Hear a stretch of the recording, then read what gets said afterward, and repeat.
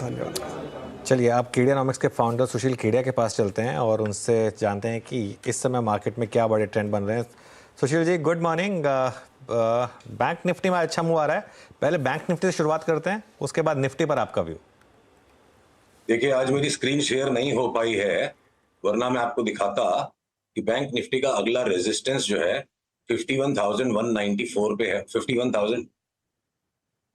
51,200 पकड़ लीजिए ब्रॉडली, और एक बार हो सकता है वहां थोड़ा विश्राम ये कर ले, पर जहां ही 51,200 क्रॉस कर जाए तो मुझे लगता है कि फिर इसके बाद और कम से कम 1200-1300 पॉइंट की फर्दर तेजी इमीडिएटली हो जानी चाहिए।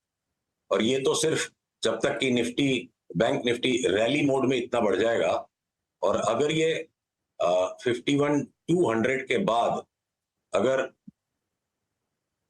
52,000 क्रॉस कर गया तो फिर ये न्यू हाई की रेस लगा सकता है।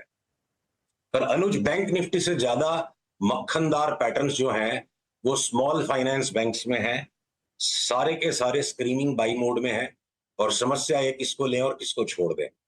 और दूसरा एक जो बड़ा थीमेटिक शिफ्ट आ रहा है बैंक्स में, आपको याद होगा 3-4 महीने पहले जब हमने अपनी पीएसयू बैंक्स में तेजी अबैंडन की थी और बड़े प्रश्नात्मक से विस्मित से भाव लोगों के थे कि बैंक पीएसयू बैंक्स में तेजी क्यों छोड़ रहे, और हमारा कॉल था 30% नीचे वापस लेंगे। अब वो पॉइंट आ गया है, हमने एक एक करके वापस पीएसयू बैंक्स में एंट्री के पैटर्न्स को हमें मिलना शुरू हो गए हैं, और हमारे क्लाइंट्स उनमें लगातार एक एक करके री एंट्री करते जा रहे हैं। स्मॉल फाइनेंस बैंक में फिर कौन से, कोई एक दो नाम सुशील जी अगर बता सकें तो। अनुज, जो अच्छा लगे, जिसका नाम सुंदर लगे वो ले लो, सारे के सारे स्क्रीनिंग बाइज हैं। प्रॉब्लम ये किसको लें और किसको ना लें। जो अच्छा लगे उसको ले ले, ये अच्छी बात कही। अच्छा, आईटी में बहुत शानदार मूव आए हैं सुशील, अब आईटी में क्या व्यू बन रहा है इस समय, स्पेशली लार्ज कैप आईटी में? लार्ज कैप आईटी में देखिए, इन्फोसिस हम वेट करेंगे वापस से सेल सिग्नल के लिए, और ये जब गिरेगा ना तो बहुत बुरी तरह गिरेगा। विप्रो ही एकमात्र लार्ज कैप आईटी है जहां पे हमने 2-3 दिन पहले अपने क्लाइंट्स को तेजी कराई, उसको हम बरकरार रखेंगे। अप ट्रेंड दिख रहा है, ये लेट फेज में है, तो यहां से एंट्री लेके रिवॉर्ड रिस्क अब कोई फेवरेबल नहीं बचा है। और इन्फोसिस डबल टॉप भी नहीं बना पा रहा है, वो लोअर टॉप बना रहा है। जब तक इन्फोसिस को न्यू हाई में नहीं जाता है, जिस दिन भी इसमें रिवर्सल सिग्नल आएगा हम बेचेंगे। लार्ज कैप आईटीज में सिर्फ एक विप्रो में फिलहाल हमारी नई तेजी की हुई है। ओके, ठीक है। अच्छा, एक और स्पेस जो हमने लगातार आपके साथ डिस्कस करी है, केमिकल्स। अब आरती इंडस्ट्रीज का वो बड़ा एक्सीडेंट हुआ, उसके बाद यहाँ पर क्या व्यू बन रहा है इस स्पेस में?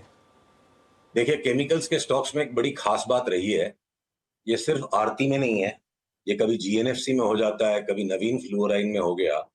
ये बड़े एक्सीडेंटल से चार्ट जो ड्रॉप करते हैं, ये पैनिक जो कॉज करते हैं, ये बाइंग अपॉर्चुनिटीज होती है।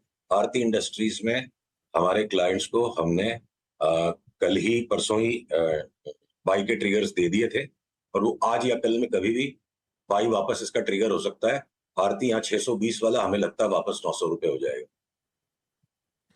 उसके अलावा फार्मा में कोई अच्छे स्टॉक्स हैं क्या, फार्मा में, लार्ज कैप या मिड कैप? लार्ज कैप्स देखिए सैचुरेटेड हो चुका है, और मिड कैप से हम लगातार जैसे बायोकॉन में या शिल्पा मेड में बने हुए थे। अब रोसारी बायोटेक में एक हमारा रिसेंट न्यू बाई था, और वो भी काफी अब बढ़ने लग गया है। तो फार्मा में मिड कैप स्पेस में ट्रेडिंग ना करके अभी भी 3 से 6 महीने के व्यू में जो मिड कैप्स और स्मॉलर स्टॉक्स हैं वो सारे के सारे बाई हैं, और लार्ज कैप्स फार्मा में बड़े संदेहास्पद चार्ट पैटर्न्स बना रहे हैं। ओके।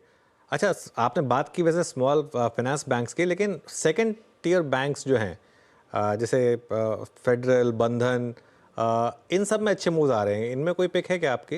अनुज, आरबीएल कल हमारे क्लाइंट्स को हमने स्ट्रॉन्ग बाई कॉल दिया, इसको डिलीवरी उठा के बैठ जाओ, दिवाली तक हो सकता है इसका 350 रुपए भाव क्रॉस हो जाए। तो एक बड़ी मूव हो सकती है, 210-15 वाला स्टॉक 350-60 हो जाना। तो आरबीएल एक हमारी हॉट पिक है उसमें से। आप, जो हम कुछ महीनों पहले तक रॉकेट कॉल्स की बात करते थे और अब बाजार बदल गया, तो आप इसको भी एक रॉकेट की श्रेणी में ले सकते हो। बड़े दिन के बाद एक रॉकेट टाइप चार्ट आता ही है। बंधन बैंक भी लगता है 25-30% यहाँ से रिबाउंड करना चाहिए, और ये सिटी यूनियन बैंक भी 20% यहाँ से बढ़ जाएगा। तो छोटे वाले बैंक्स या जो स्मॉल फाइनेंस बैंक्स या थोड़े से out of favour PSU banks में ज्यादा फर्क अब लग रहा है। प्राइवेट सेक्टर बैंक्स में सिर्फ मेंटेनेंस मूव आएगी बैंक निफ्टी के साथ साथ जितनी आती है। आउटलायर्स, आउट परफॉर्मर्स, जो out performers PSU banks, outliers small finance banks. Okay, बिल्कुल। तो रॉकेट कॉल्स, कोई और रॉकेट भी आइडेंटिफाई किया क्या सुशील? फिर अब बात हो ही रही है रॉकेट कॉल्स की, तो क्या, सॉरी अनुज, मैं मिस कर गया आपकी लाइन। मैं कहा रॉकेट कॉल्स आइडेंटिफाई कर ही लिए हैं, तो कोई और रॉकेट भी है क्या? हाँ, तो देखिए, हम, काश आज मैं आपको स्क्रीन दिखा पाता। जो एफएमसीजी में जो हमने एकदम बिल्कुल अर्ली एंट्री की और अब एक एक करके हमारे एग्जिट जहां बन रहे हैं, उसमें जो लैगार्ड है टेस्टी बाइट्स, इसने एकदम बिल्कुल रोबस्ट ब्रेकआउट अब दे दिया है।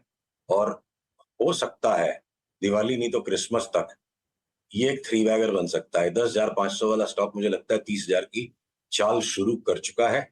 और ये कोई आश्चर्यचकित कर देने वाली बात नहीं, इसी तरह के मूव्स आते हैं टेस्टी बाइट्स में। आप देखो, अप्रैल 2020 से ये एक तरफा भागा 7,500 वाला 21,000 तक।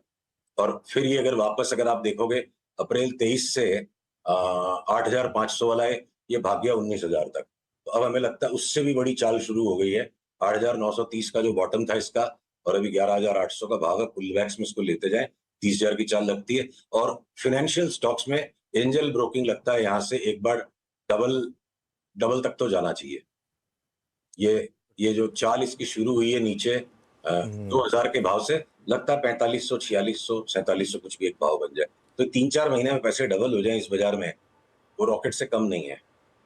बिल्कुल। तो टेस्टी बाइट और एंजल वन में तो खैर अच्छे मूव्स आ रहे हैं आज, करीब करीब 6%।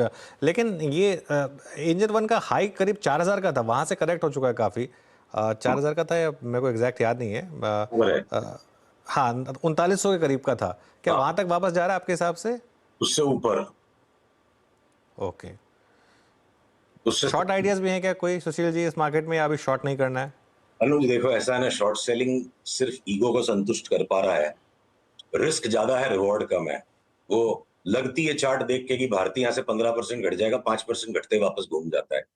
तो पैसे कमाने से मकसद है कम रिस्क में ज्यादा पैसा कमाना। बाजार का अंडरटोन स्ट्रांग है, भले ही निफ्टी की और बैंक निफ्टी की अभी तक की जो स्ट्रक्चर्स हैं, इवन इफ न्यू हाई में चली जाए तो तो वो रैली टाइप का पैटर्न है, अविश्वास का मूवमेंट है।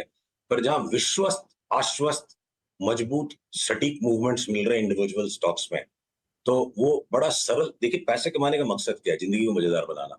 ये शॉर्ट वॉट करके मतलब मजा क्यों किरकिरा करना है? क्यों क्यों कलेजे के क्लेश पालना है? शॉर्ट करके कोई लंबा चौड़ा पैसा आ जाएगा भी, ऐसा बाजार लगता नहीं है।